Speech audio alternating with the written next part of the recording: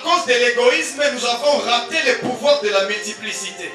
Jésus a pris 7 poissons, 5 poissons, 2 pains, il a rendu grâce. Ceux-là qui aiment trop voir le pain, les habits, le maquillage, les chaussures et tout ce reste, verront le nombre de pains qu'on nourrit 5 000 personnes, 5 000 hommes, sans compter les femmes et les enfants, ça veut dire qu'ils étaient autour de 20 000. Alléluia.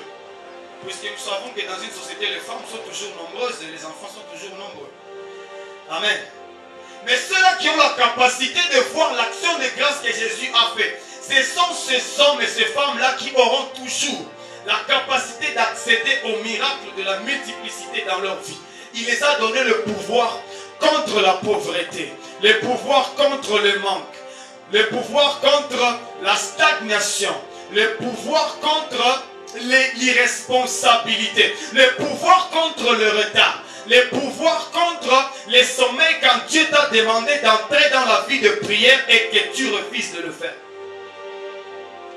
Nous voulons engendrer des destinées. Alléluia.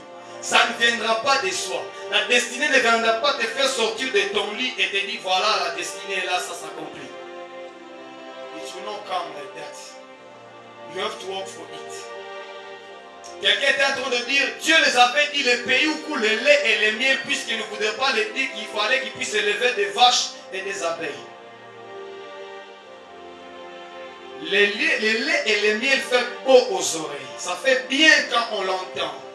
Mais quand tu sais que tu dois élever une vache pour avoir ses laits, quand tu sais que tu dois avoir une riche pour avoir ses miels, l'intelligence de travail va commencer à venir. Alléluia. Le lait ne va pas te trouver dans les lits. Il faut que ça change. Dis au voisin, il faut que ça change. La dimension dans laquelle j'opère doit changer. La situation dans ma famille doit changer. Alléluia.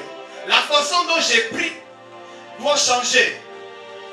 La manière dont j'exerce le ministère, le don de guérison, tout ce reste doit changer. La façon dont je chante, les dimensions dans lesquelles j'entre et j'opère doit changer. Pourquoi?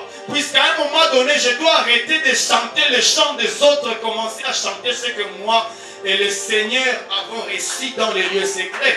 Le problème, c'est que tu penses que quand tu chantes plusieurs fois ce que les autres ont chanté, l'inspiration va venir. Alléluia. Si vous lisez la Bible, l'unique endroit où Dieu s'est manifesté en buisson ardent, c'est avec Moïse. L'unique endroit où Dieu s'est manifesté dans la fosse au lion, c'est avec Daniel. Dans la fournaise ardente, c'est avec Shadrach, Meshach et Abednego. Avec la comptabilisation des étoiles, c'est avec Abraham.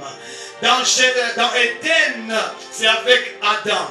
Et si nous continuons sur la route de Damas, tu ne rencontreras pas deux Paul qui ont reçu la lumière de la part de Dieu. C'est seulement Paul. Alléluia. Oh, avec Pierre, tu ne rencontreras personne donc dans la Bible qui a renié Jésus et qui après a prêché, 3000 âmes sont venues au Seigneur. Alléluia. Est-ce que je suis en train de parler à quelqu'un? On ne devient pas grand en copiant, mais on devient grand en réalisant ce qui se passe dans notre vie et qu'on prenne la décision.